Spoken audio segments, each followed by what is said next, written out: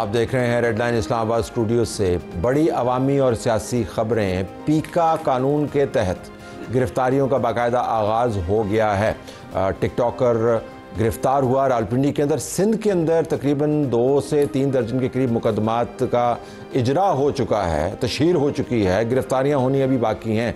तो अगर आप किसी वक्त ये समझें कि अब कानून की गिरफ्त से आप बच सकते हैं, तो एक ऐसा लॉ जिसके ऊपर हमने बहुत बहस की, जिसके ऊपर हमारे एतराज़ात भी मौजूद हैं, बहरहाल इस वक्त उसका इम्प्लीमेंटेशन का अमल शुरू हो चुका है, तो इसके ऊपर भी बात करेंगे। लेकिन सबसे बड़ी खबर हमारे सामने, कल जो इजलास हुआ कौमी सलामती के हवाले से, उसके अंदर PTI मौजूद नहीं थी। उसके बाद एक एलामिया जारी हुआ, इसके ऊपर बड़ी बहस हो चुकी। लेकिन जो बड़ा सवाल उठाने का है वो ये कि इस इजलास के बाद जो हमने हासिल करना था कि कौमी इत्तेहाद हो और नफाकियत जो है वो वफाक के ऊपर हावी ना हो, क्या वाक़तन हमने हासिल कर लिया या नहीं कर लिया। पाकिस्तान तहरीक इंसाफ का मौक़िफ़ अपनी जगह पर मौजूद है, लेकिन इसके ऊपर एक ही मौक़िफ़ नहीं है, बहुत सारे ज़ाविये हैं जिसको हमने सामने लाना है। तो हमारे पास प्रोग्राम में शरीक गुफ्तगू हैं हाफ़िज़ अब्दुल्ला साहब, जमीयत उलमा इस्लाम के सीनियर लीडर, उनका शुक्रिया। सेनेटर हुमायूं मोहम्मद साहब तहरीक इंसाफ की तरफ से, उनका भी बहुत शुक्रिया। नदीम अफजल चंद साहब पाकिस्तान पीपल्स पार्टी की तरफ से, उनका शुक्रिया। और हमें ज्वाइन करेंगे बिलाल अज़हर कियानी साहब, वज़ीर मुमलिकत बराए रेलवे, मुस्लिम लीग नवाज़ की तरफ से। तो सेनेटर साहब, आपसे बात का आगाज़ करते हैं, लेकिन मुख्तसरन आपने करना है क्योंकि इस वजह से कि हम बात को ज़रा तेज़ चलाना चाहते हैं। वाक़तन आप समझते हैं कि इस वक्त की जो ज़रूरत थी, जिसका इजहार मौलाना फजल रहमान ने भी किया अपनी स्पीच के अंदर जो रिपोर्ट हुआ, अगर आप कुछ दरमियाना रास्ता निकाल लेते, यानी एक आध बंदा भेज देते, तो शायद आपके एतराज़ात भी रजिस्टर हो जाते चीफ मिनिस्टर के अलावा, और आज ये इल्ज़ाम भी ना लग रहा होता जी कितने अहम मौके के ऊपर आपने गुच्चा दे दिया।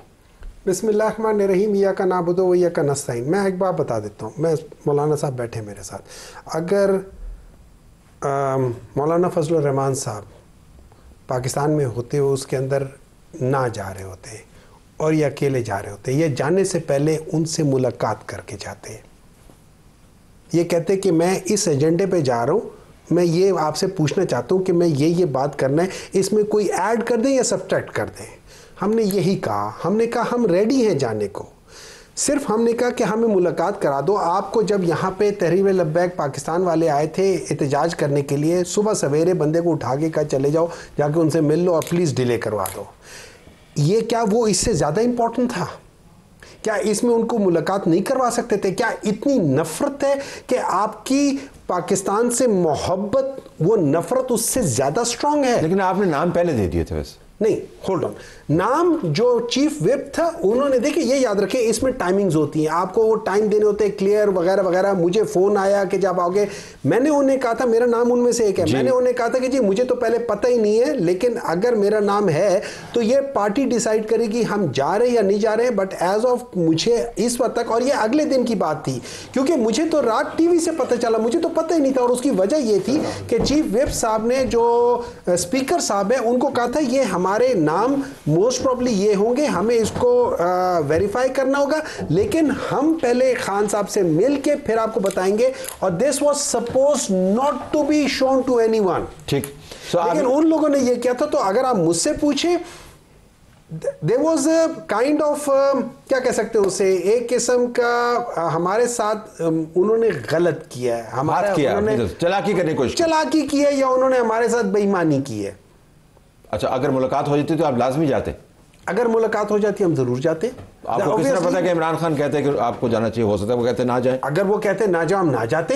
अच्छा, तो अगर वो कहते हैं, देखिए सब्जेक्ट टू दैट थिंग ना, सब्जेक्ट दैट थिंग। अच्छा, इसमें एक बात याद रखें, इसमें जो अचकज़ई साहब ने एक बात की है ना, वो अपनी जगह एक वजन रखती है। ठीक, वो अपनी जगह एक वजन रखती है, मुझे इससे कोई वो नहीं है। लेकिन मैं मिसाल देता हूँ, अभी आज ही मैंने वो वीडियो देखी जो आपके एक कोलीग यहाँ बैठे होते, अफसार आलम साहब, आपने उनकी सुने वो? जी मैंने सुना। उसमें देखे उन्होंने क्या कहा है? जी जी बिल्कुल, सुना भी है, देखा भी। Is that not serious? That is very serious. मतलब आपको पता भी चल रहा है, वो कह रहे हैं कि आपको पता भी था कि किस दिन, 2 दिनों में से एक चॉइस, किस जगह पे, किस ट्रेन पे, किस वजह से, अगर उन सब चीज़ों के बावजूद, और क्या यही वजह थी कि हमारे जो मिनिस्टर साहब हैं, वो क्या कह सकते हैं, उनके इंटीरियर मिनिस्टर साहब हैं, वो उधर नहीं गए?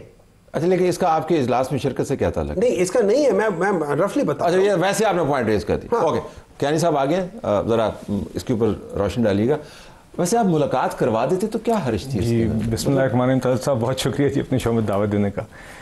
ये मज़ाक़ा खेज़ बात है तलत साहब, विद ऑल ड्यू रिस्पेक्ट। ज़रा कॉन्टेक्स्ट एक ज़रा सुन लीजिए।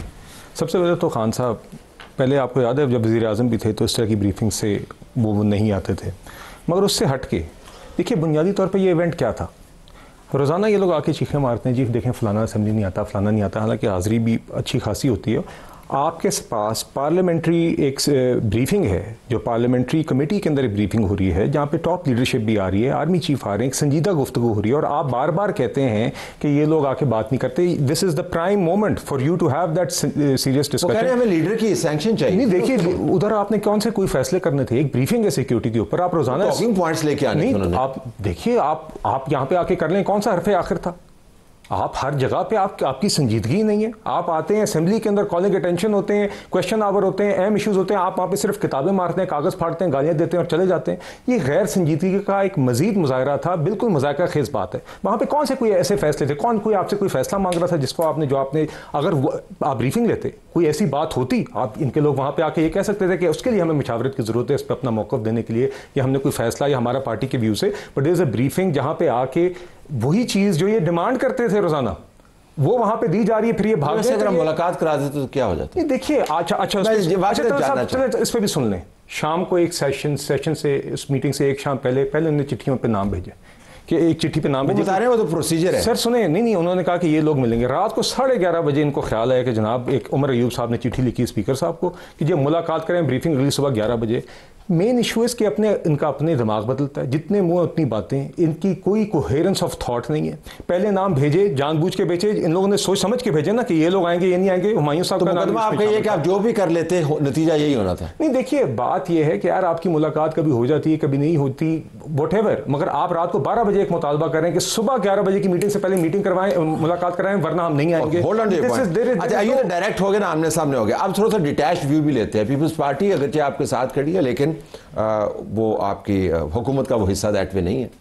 इनकी सपोर्ट से आपकी हुकूमत चल रही है। JUI PTI के साथ जा रही है, लेकिन जाहिर है उस इत्तेहाद की ये भी शक्ल हमारे सामने नहीं आए।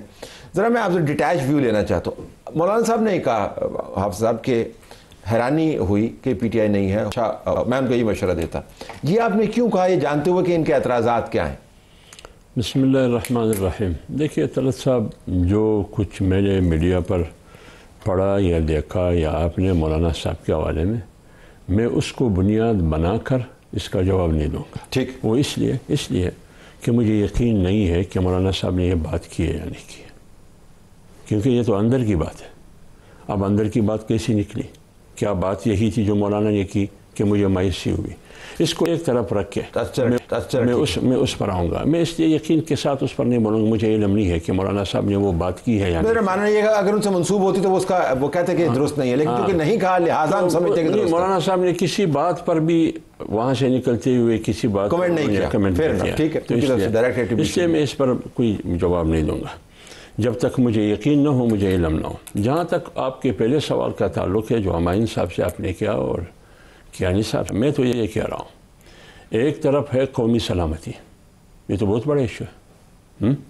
कौमी सलामती पर तो कोई भी कंप्रोमाइज़ करने के लिए तैयार नहीं है, मुल्की सलामती। और दूसरी तरफ है एक मुलाकात इमरान खान के साथ। कौन सी बड़ी चीज़ है? कौमी सलामती की अहमियत है, मुल्की सलामती की अहमियत है। जब आपकी कौमी सलामती और मुल्की सलामती के लिए उसकी पुष्ट पर कौमी यकजाती की ज़रूरत है, तो एक बहुत बड़ी पार्टी अंदर बैठी है। ठीक, आप उनको मिलने दें। कम से कम आज तो कियानी ये कह सकते थे कि उन्होंने मिलने का कहा, हमने मिला दिया।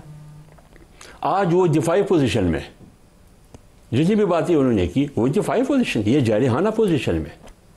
तो इसलिए इतना बड़ा फैसला जब आप करते हैं, 2 सूबों में आप ऑपरेशन करते हैं।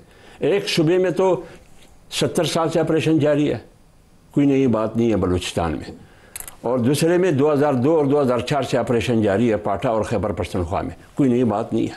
आपने एपिक्स की बात की, कोई नई बात नहीं है। आपने नेशनल एक्शन प्लान की बात की, कोई नई बात, ये तो आप पहले कर रहे थे।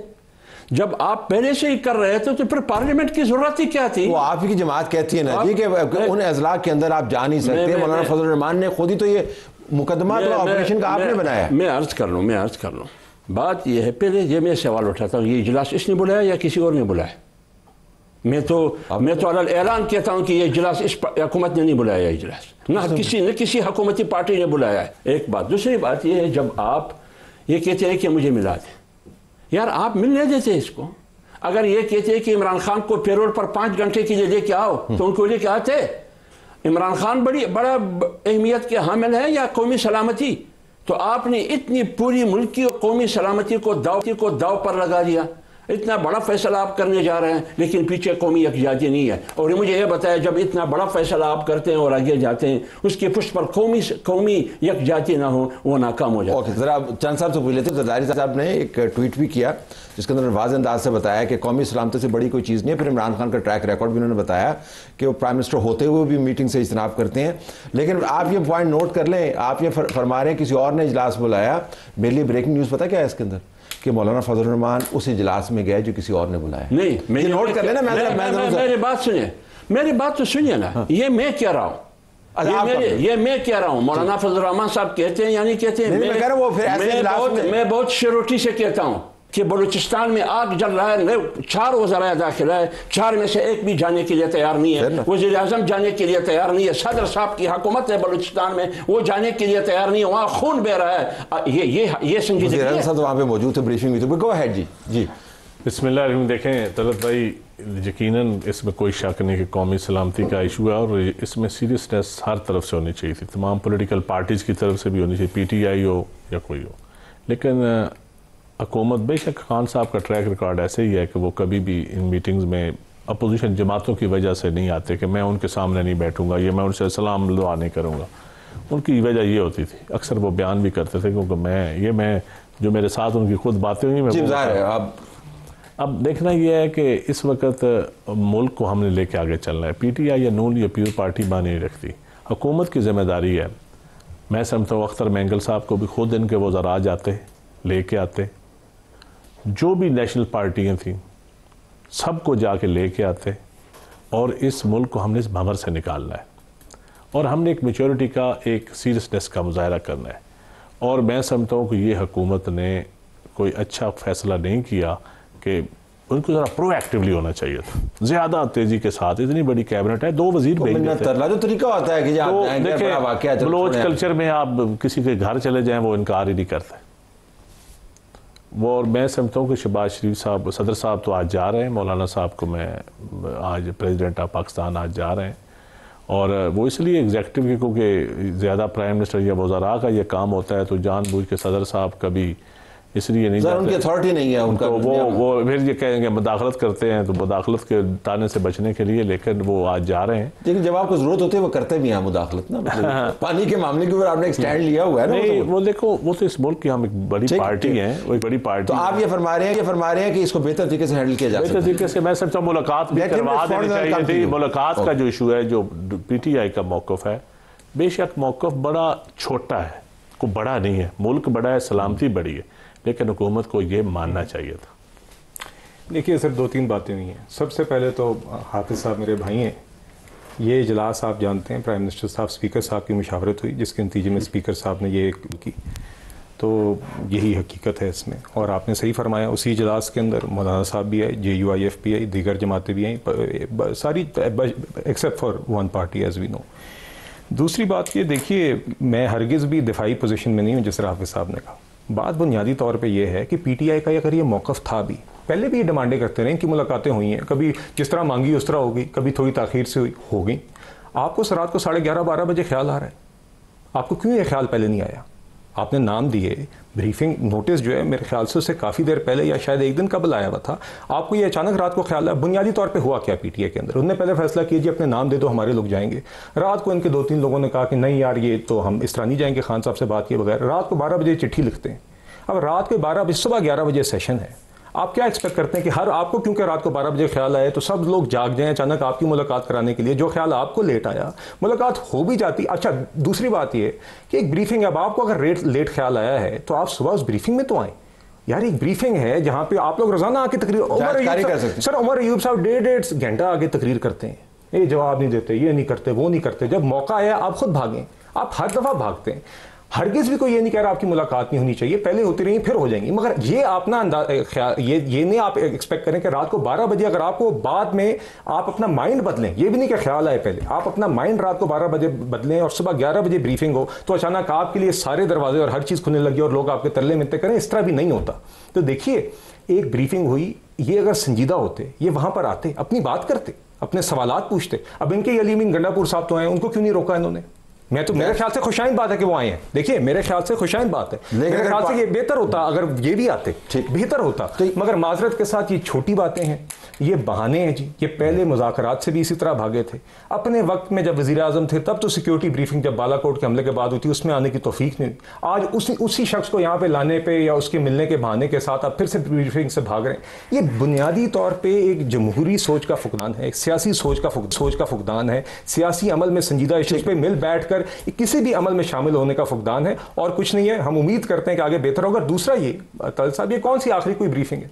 एक सिक्योरिटी ब्रीफिंग ही थी ना, ठीक, कौन सा आपसे किसी ने वहां पे कागज के ऊपर कोई फैसला मांगना था? तो गुजारिश है थोड़ा सा इस मामले में जरा सेनेटर साहब इसमें में फंस गए हैं। अगर हम बहस को पाकिस्तान के तनाजुर में देखें तो शायद ये जो गलती तरीक़ाकार जिसके ऊपर हाफिज साहब भी फरमा रहे हैं, पीपल्स पार्टी की तरफ से चंद साहब भी फरमा रहे हैं, ये बहस अपनी जगह पर, लेकिन शायद आप भी थोड़ा सा हिस्सा अपना डाल सकते थे, ये मानते हुए, एतराज़ात उठाते हुए जी कि हम काली पट्टी बांध के इस पार्लिमानी सिक्योरिटी कमेटी के इजलास में बैठे हुए हैं, हम बहुत सारी बातें करना चाहते हैं, नहीं कर रहे, आपने हमारी मुलाकात नहीं कराई, बावजूद इसके एतराज़ के सिर्फ आपकी बात सुनने के लिए आए हैं, हमारे एतराज़ात मौजूद, मतलब आप भी उसको हैंडल कर सकते थे इस तरीके से कि नहीं? देखिए तला साहब, इस तरह है, बार बार रेफरेंस कह रहे हैं कि इमरान खान की एक आदत थी कि वो लोगों से मिलना नहीं चाहते, क्योंकि वो कहता था कि ये चोर डाकुओं से मैं नहीं मिलना चाहता। फेयर इनफ, वो तो 1996 से यही कह रहा था, आज भी वो वही कह रहा है, वो तो थ्रू आउट ये कह रहा था। अच्छा मुझे एक बात बताएं, इसी चोर डाकुओं के खिलाफ वो 2014 में भी तो बाहर ही निकला हुआ था ना, ठीक है ना?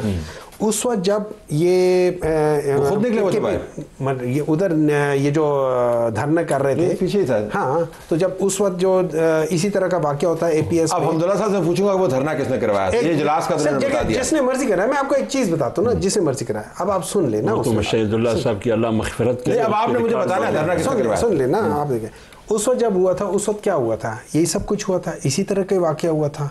उसमें ऑल पार्टीज वो बुलाई गई थी, सारे उधर गए थे, फौरन वहाँ पे डिसीजंस हुए थे, उसके बाद फौरन सब कुछ हुआ था। ये ब्रीफिंग्स क्या चीज़ है? उधर ऑल पार्टी आप वो करें, सारी लीडरशिप वहाँ बैठे, चाहे वो आर्मी की हो, चाहे वो पॉलिटिकल लीडरशिप हो। देखिए बहुत सारे, अच्छा नंबर 2 सुन ले, सबसे पहले तो हमारा इतराज़ ये है कि ये जिन लोगों ने बुलाया है उनके पास तो ये इख्तियार होना ही नहीं चाहिए, क्योंकि they are not the chosen one, they are not the elected one. फिर तो आपकी 1000 मुलाकात करवाते, आपने आना ही नहीं चाहिए। सुन लेना, देखिए बहुत सारी चीजें होती हैं। सबसे पहले तो इन्होंने जिस तरीके से बुलाया गया है उसकी बजाय ये पॉलिटिकल पार्टीज को बुलाते, क्योंकि उधर जो पार्लियामेंट के अंदर है उसमें बहुत सारी पॉलिटिकल पार्टीज तो है ही नहीं, उनकी रिप्रेजेंटेशंस है नहीं, आप सबको बुलवा के करें, डिसीजन मेकिंग करें। उसके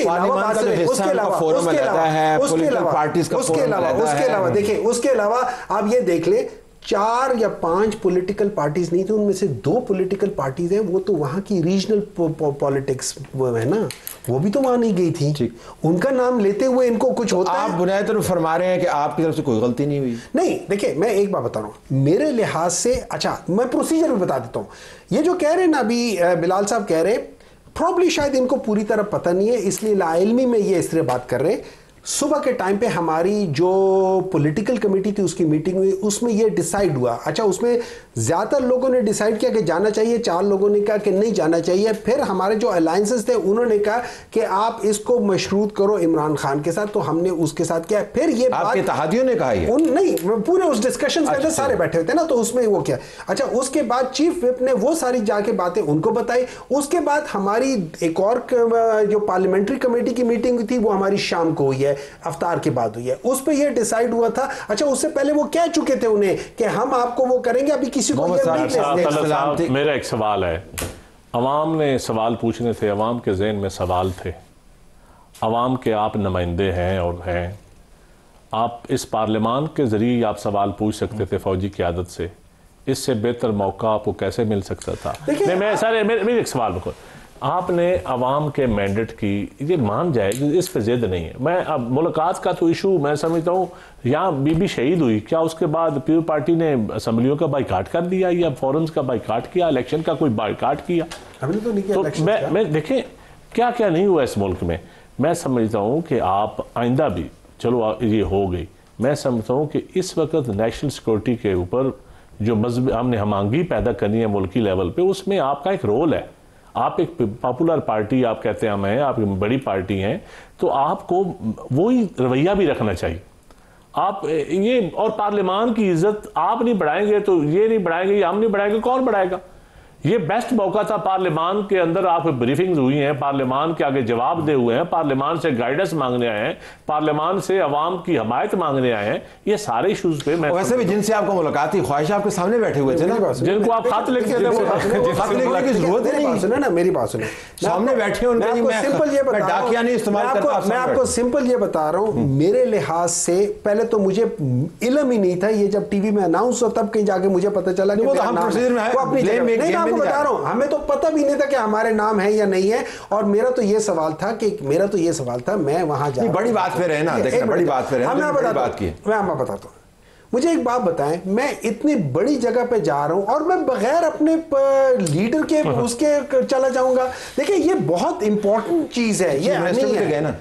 चीफ मिनिस्टर गए थे ना, तो उन्होंने देखिए वो पीटीआई के भी हैं और एक मुल्क के एक सूबे के वो भी हैं, तो वो इसलिए ऐसे चले गए। तो आपकी वही वाली बात कि कोई एक हो जाता, वो थे ना। लेकिन एक बात याद रखें, ये जो अभी बात करें ना चंद साहब, थोड़ा सा उनको जरा रुख उस तरफ करके कहें कि भाई आप लोगों की इस नाजायज हुकूमत के दौरान में अथॉरिटेरियन रिजीम करार दे दिया है, इस रिजीम को ऑप्रेसिव रिजीम करार दे दिया है, इस रिजीम को टेररिस्ट, हमारे दौर में Pakistan was top 10 destinations for tourism, अब ये टॉप 2 डेस्टिनेशन फॉर टेररिज्म हो गया। मैं आप रॉन्ग करें, मैं तो वो बता रहा हूं जो फैक्ट्स हैं। मैं आपकी बड़ी इज्जत करता हूं, एहतराम करता हूं, लेकिन ये टॉप 10 टूरिस्ट डेस्टिनेशन वाला गलत है, ये दुरुस्त नहीं है। ट्वीट के अंदर आ गया, अलग बात है, ये दुरुस्त नहीं है।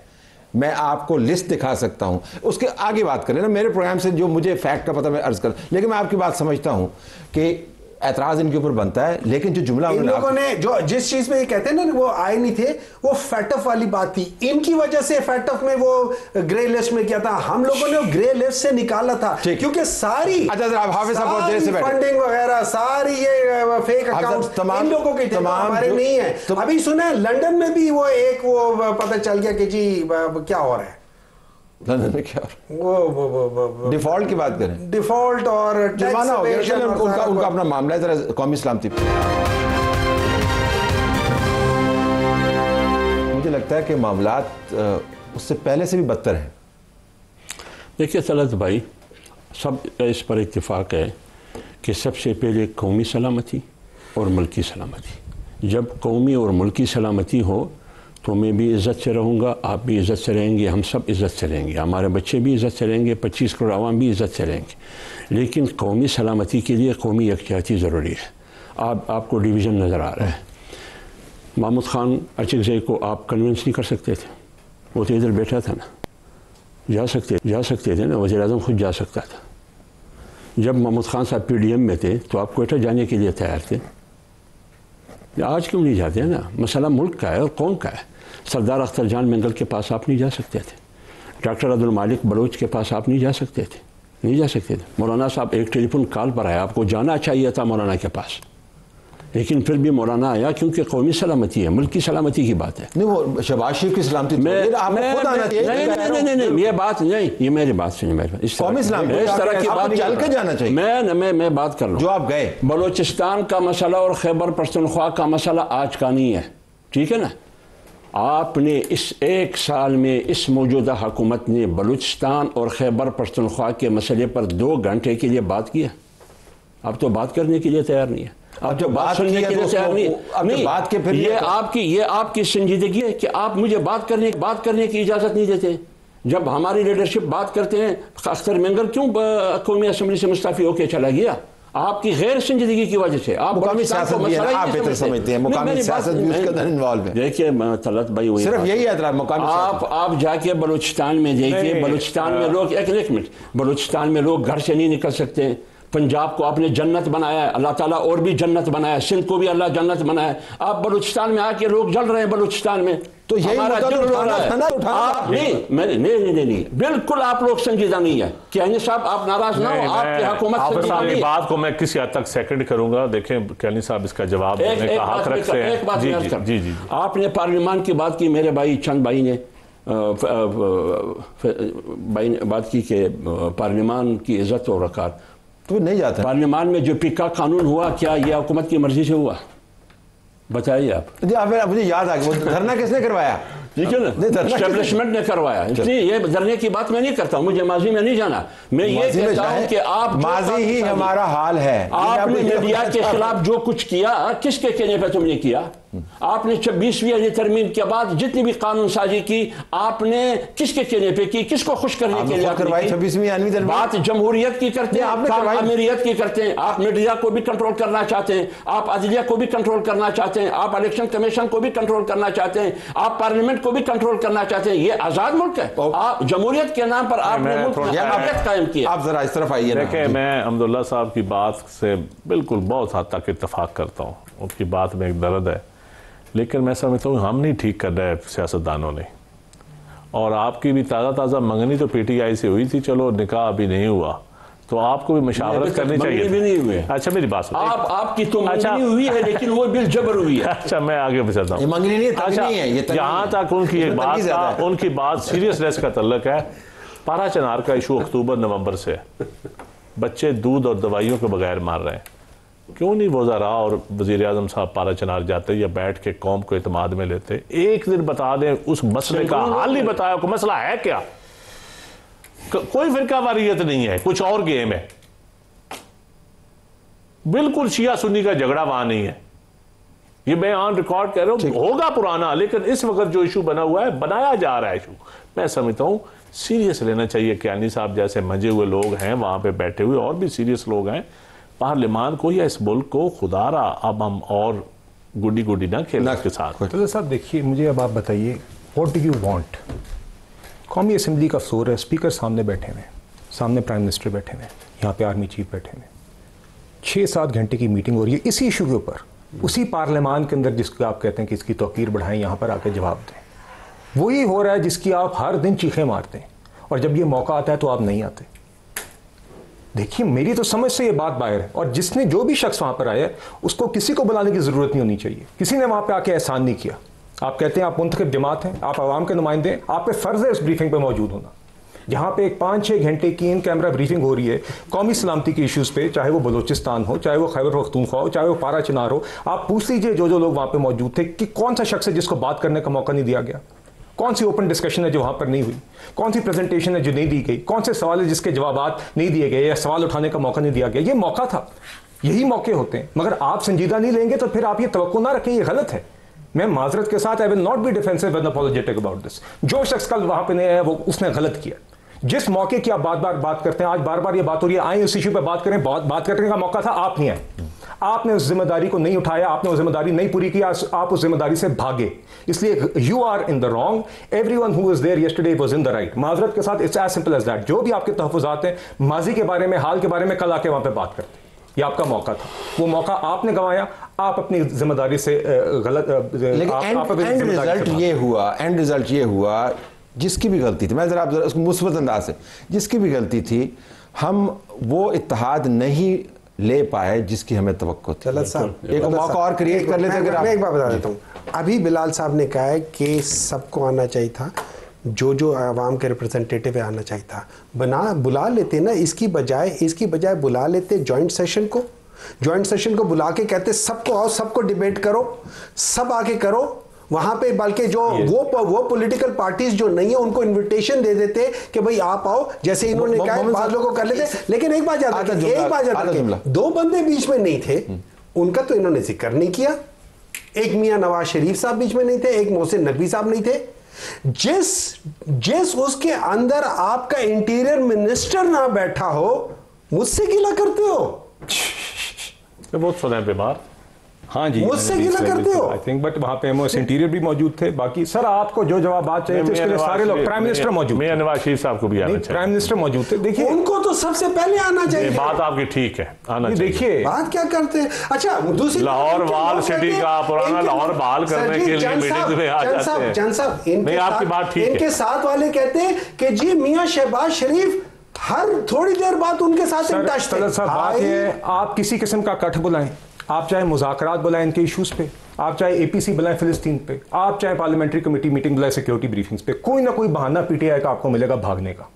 ये तारीख है बालाकोट के हमले के बाद बतौर प्राइम। सर बहाना नहीं, कोई बहाना नहीं है। हुकूमत का काम होता है बहाना ना देना। नदीम साहब कोई बहाना नहीं था, माजरत के साथ कोई बहाना नहीं था। करना नहीं। सर रात को ये देखें सर, जब मियां नवाज शरीफ साहब बाहर थे, ये देखेंगे मियां शहबाज शरीफ को बाहर जाने की इजाजत देते थे कि जैसे मुलाकात करके आ जाए। रात 10:30 बजे का ट्वीट है सर। पीडीएम के टाइम कौन से ये मीडिया आप इस तरह के तमाशे करते हैं? था पूछने के संजीदगी नहीं लिए। है। पीडीएम के टाइम पे प्राइम मिनिस्टर बाहर जाता था पूछने के लिए। हमारा ख्याल ये था, क्या हमारा हम ये भी नहीं हक रखते कि मडियाला जेल तक होकर आ जाए? बस हमारे दौर पे शहबाज शरीफ साहब स्पेशल जाते थे कि मैं पूछ कर आता हूं। ख्याल क्यों इतना लेट आया? हमें ख्याल जस्ट पूछा उसी वक्त आया ना सर। ये रात पहली मीटिंग, ये आपको रात का 10:30 बजे आपके सेंट्रल इंफॉर्मेशन का ट्वीट है। आगे देखिए, इनकी लड़ाई आना ना होना ये मामला इससे बहुत बड़ा है।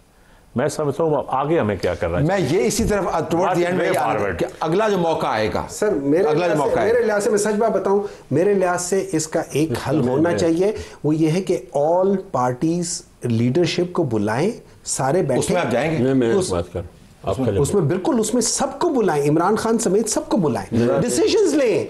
क्यों? इमरान खान पाकिस्तान का सबसे बड़ी political, as of today parliament में जो सबसे बड़ी पॉलिटिकल पार्टी है उसका लीडर है, और वो उसको सबसे ज्यादा फॉलो करते हैं लोग। जेल में ना, इट डजंट मैटर। अच्छा, ये हमारे कंप्रोमाइजिंग एटीट्यूड, हमारे नॉन पॉलिटिकल एटीट्यूड, सीरियसनेस का लोग देखे।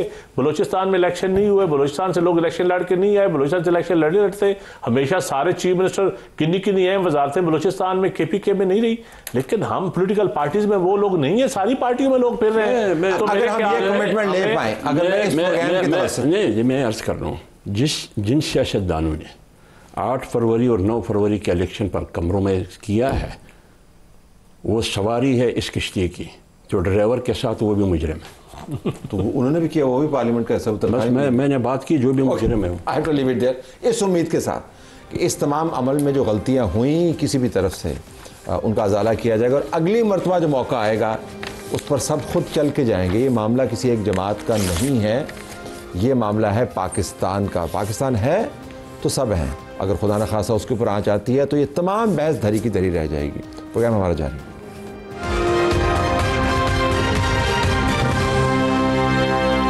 रावलपिंडी पुलिस की तरफ एक बयान जारी हुआ उनकी तरफ से, और कहा गया कि अवामुन्नास में हुकूमत के ख़िलाफ़ इंतशार फैलाना, नफ़रत फैलाना और सोशल मीडिया के इस्तेमाल के ज़रिए गलत मालूमात या मनफी प्रोपेगेंडा करना, ये अब काबिल गिरफ्त है। गिरफ्तारियाँ होंगी। रेहान नामी एक शख्स को गिरफ़्तार करके जेल मुंतकिल किया गया। सिंध के अंदर भी पीका एक्ट के तहत लोगों के ख़िलाफ़ मुकदमात हुए हैं। वतीरा जो बन गया था कि जो मुंह में आए आप कह दें, जो दिल करे आप बना के टिकटॉक के ज़रिए फैला दें। अब अगरचे मुतनाज़ा कानून है, लेकिन उसके ज़रिए उसकी पकड़ का अमल जारी है। यासिर हकीम साहब इस केस को फॉलो करें। यासिर साहब, ये बताइएगा इस केस की अहमियत क्या है? तलत साहब, इस केस की अहमियत बहुत ज़्यादा है। आज भी हमारी पुलिस ऑफिशियल से बात हुई तो उनका यह कहना था कि सोसाइटी में एक नया रंग और एक नया तासुर क्रिएट किया जा रहा था, जिसके तहत लोगों की जानों को खतरा था और नफरत फैलाई जा रही थी, इंतशार फैलाया जा रहा था हुकूमत के खिलाफ, मुख्तलिफ सियासी कारकुनों के खिलाफ एक तसब की हवा को क्रिएट किया जा रहा था, जिससे सोसाइटी में बहुत ज़्यादा खतरात जो थे पैदा हो रहे थे। और जब पंजाब हुकूमत ने इस हवाले से बाकायदा तौर पर एक कानून पास कर रखा था तो काफ़ी सोच विचार के बाद उस कानून को इम्प्लीमेंट करने की कोशिश की गई है। और ये पहला वाक़या है कि रावलपिंडी में पैका एक्ट के तहत जो है वो ये कार्रवाई की गई है और एक मुलजम को गिरफ्तार किया गया है। जो पुलिस ऑफिशियल्स है उनका ये कहना है कि इसने वज़ीर आला पंजाब समेत मुल्क की इंतहाई अहम शख्सियात के हवाले से मुख्तलिफ पोस्ट की थी जो पहले इब्तदाई तौर पर इसके फेसबुक अकाउंट पर आई और वही एक पुलिस ऑफिशियल ने देखी और जब उसके फेसबुक पेज को फॉलो किया गया तो उस पर जाने के बाद पुलिस के नोटिस में यह है कि उसने अपना एक टिकटॉक अकाउंट भी बना रखा है जिस पर इस हवाले से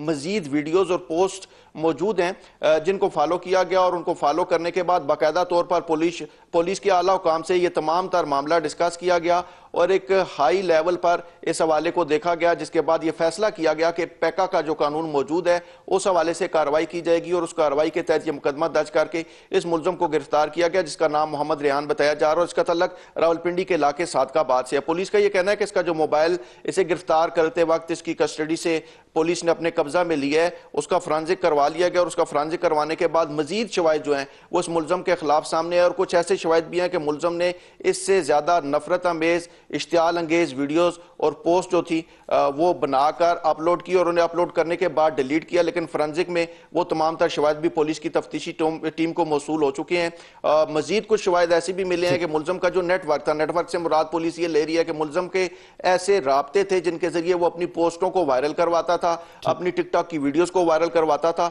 उस हवाले से भी शवाहिद जो है वो सामने बड़ा दिलचस्प है। यासिर, आपको पता है कि आप और हम और दूसरे सहाफ़ी जो हैं वो पीका के बहुत सारे जो जावी हैं उनसे इत्तफाक नहीं करते। हमारी जो रिप्रेजेंटेटिव बॉडीज़ हैं इसके ऊपर अलम एहतजाज भी बुलंद करती रही हैं, मुसलसल एतराज़ की हालत में भी हैं, लेकिन हमें इसके साथ साथ ये भी तो मानना है कि ये जो तरीक़ाकार है कि जो मुंह में आए आप कर दें, आपके पास 3-4 प्लेटफॉर्म्स मौजूद हैं, उसके ज़रिए आप उल्टी सीधी बातें करें, उसके बाद उनको वायरल कर दें और आप समझें कि आपने बड़ा तीर मारा है। तो ये जो शख्स है क्या वाक़तन इसको पता था कि इसके नतायज क्या निकलेंगे, क्या या उसने समझा जी कि चूंकि हवा चली हुई है तो उस हवा के साथ चलते हैं, किसने पकड़ना है किसने नहीं पकड़ना? तलत साहब बिल्कुल इस हवाले से तकरीबन अब हर शहरी को ही पता है कि इसके नतायज क्या निकलेंगे।